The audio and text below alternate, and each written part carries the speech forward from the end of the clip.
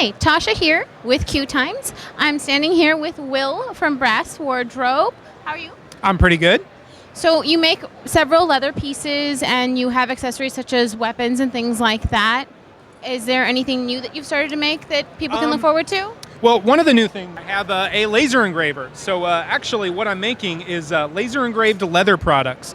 So what it can do, it can actually cut out the entire product. So I design it in software, and then it just kind of burns and etches the design right into it, and it kind of prints it all out as one item, and then I just assemble it and it's done. So it actually speeds up my process. Very cool, very cool. You also make hand-tooled masks and other hand-tooled leather pieces. What pieces of the pieces that you make do you enjoy the most? I would actually say that masks are some of my favorites. Something like this right here. This is actually, what's called wet molded leather. So what you do is you take the leather, which kind of starts out at like this pink color right here, and then you get it wet and you push it onto the mold, and you just kind of push it in and push it and kind of pinch it, and then as it dries, it remembers its shape, and so that's what kind of gives it that curvy shape to it. It looks amazing. Your masks are all spectacular. They're finely made. They look comfortable, which is really nice.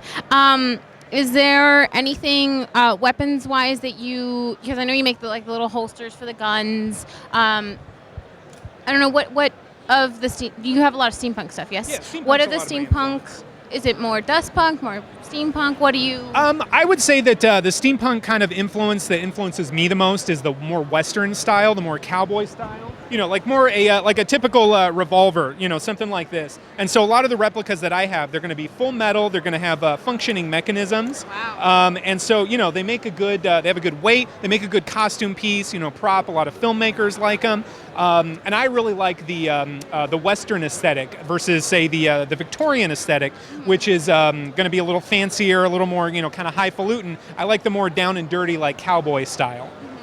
Would you say that maybe a little more functional in the style-wise compared to the Victorian? Yeah. A lot of times you'll find in steampunk, people have like ray guns, they'll have lasers, very fantastical. I really like the actual functional, the mechanics of weapons myself. So I like to have in my fantasy universe, in my steampunk universe, guns that are real and exist, but then, you can maybe make modifications to them, you can kind of change the story. Maybe it's chemical-based as opposed to explosion-based, and that's, it still looks cool, but it can be a different type of story. Very cool. I also see that you've made hats of different styles. Which styles of hats do you have?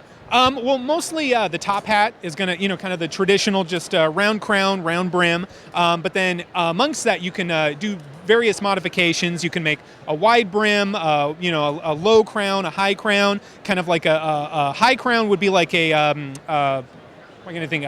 Lincoln type style, a stovepipe hat, or a little shorter is more like a gambler, a desperado kind of style. So a little versatility even within the same style. Yeah, very exactly. cool, very cool. So where can people find you online, whether to purchase or see the stuff that you made? Well, you can go to my website at www.thebrasswardrobe.com, or you can find me on Facebook, facebook.com/thebrasswardrobe. Thank you so much.